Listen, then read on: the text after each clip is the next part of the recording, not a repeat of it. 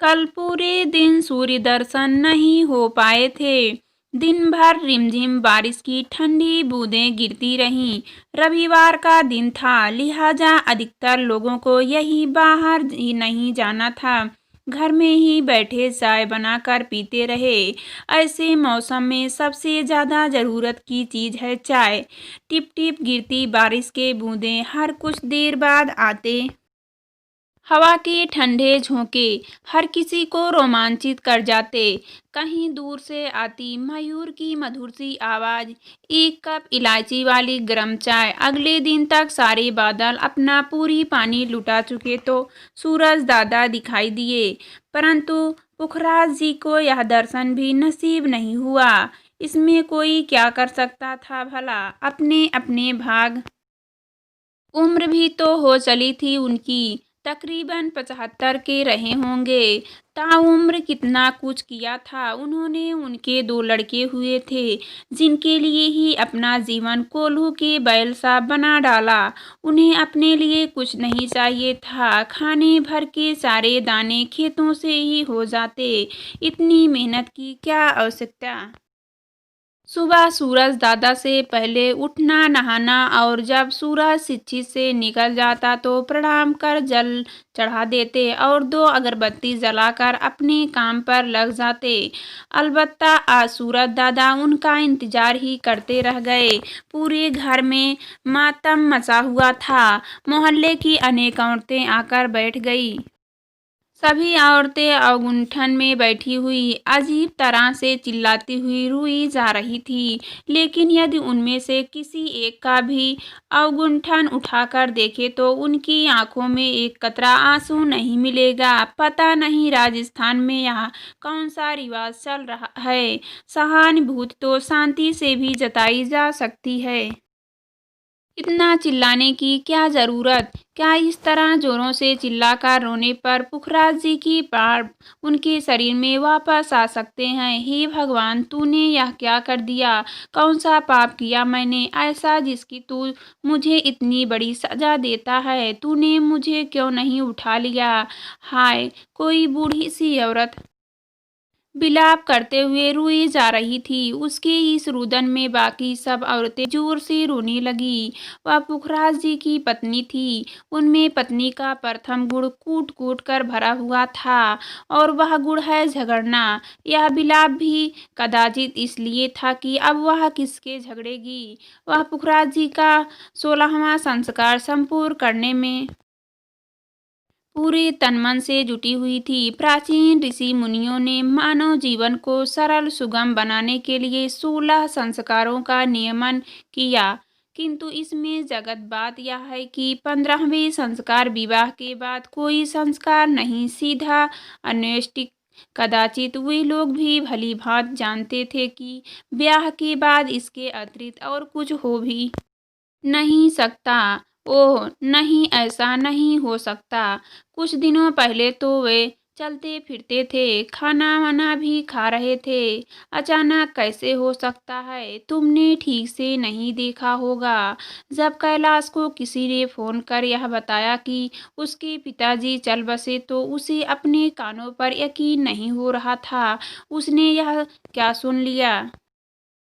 पुखराज जी का छोटा बेटा कैलाश गुजरात से सूरत में बर्तनों की बहुत बड़ी दुकान चलाता है। वह जब 20 बरस का था तब से ही यही काम करता था। बाबूजी नहीं रहे। उसने बुदबुदाया और कहीं खो सा गया। उस वक्त वह कोई 5 वर्ष का रहा होगा। सुबह 4 बजे ही उसके बाबूजी उठ जाते। उनके उठते ही घर में बर्तनों की आवाज़ खनकने लगती। वह अपनी रज़ाई में ही सोया उन आवाज़ों को सुनता रहता। सब्जियां कटने छिलने की आवाज़ें, मसाले पीसने की आवाज़ें, मिक्सर की गर-गर, और हर कुछ देर बाद कुकर की बजती सीटी से सारा मोहल्ला जग जाता। उसका घर कस्बे में मुख्य बाजार में ही था। घर से सटा हुआ एक ढाबा था जिसे उसके बाबूजी चलाया करते। 5 बजते बजते कई लोग उनके ढाबे पर चाय पीने के लिए आ बैठते। पुखराज जी के फुर्तीले हाथों से बनी चाय सवेरे जो भी पी लेता वह पूरे दिन तरोताजा रहता। उन्हीं हाथों से बना लजीज खाना पेट में भूख चाहे बुझा देता हो, पर मन की भूख कुछ और बढ़ जाती। कई दिनों तक उंगलियां साटते रहते। कुछ गिरने की आवाज से कैलाश का ध्यान टूटा। उसके हाथ की पकड़ ढीली पड़ने से मोबाइल जमीन पर गिर पड़ा था। उसने मोबाइल उठाया और फोन लगाया। भैया यह क्या हो गया? उधर से आवाज आई। क्या हुआ? मुझे नहीं पता भैया। बाबूजी वह पूरी बात नहीं कह पाया। क्या हुआ बाबूजी को? बाबूजी नहीं रहे। यह कहते हुए उसका गला रुक गया और आंखों से दो बूंदें झलक पड़ी। तुम अपना सामान वगैरह तैयार करो, मैं भी सामान समेट कर तुम्हारे घर आता हूँ। हाँ, राजस्थान के लिए टिकट बुक करना मत भूलना। प्रकाश ने यह बात कितनी सहजता से कह दी थी।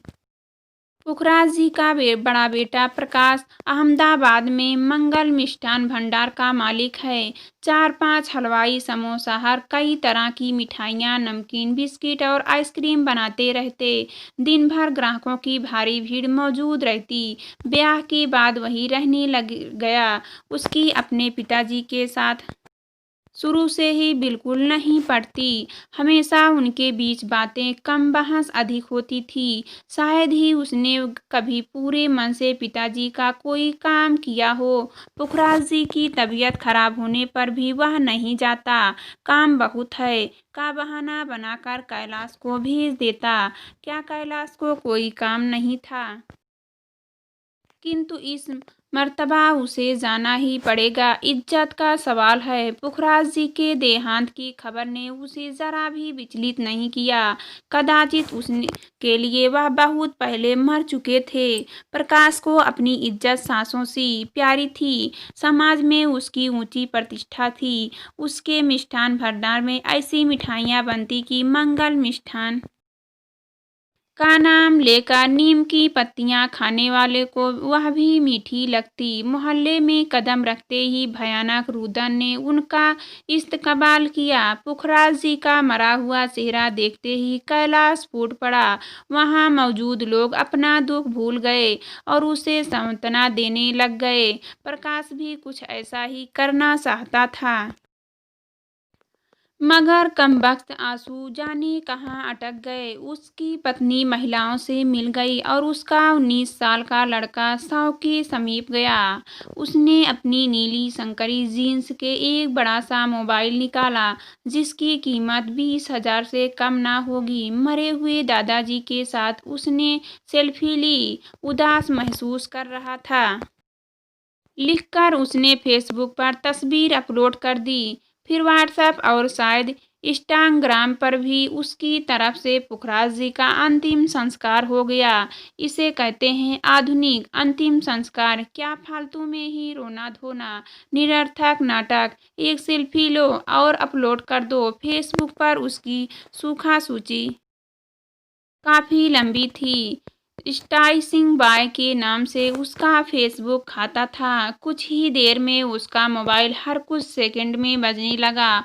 उस छोटे से उपकरण में सांत्वना सरता बहसली। यह क्या हुआ? कैसे हुआ? तुम अपना ख्याल रखना यार।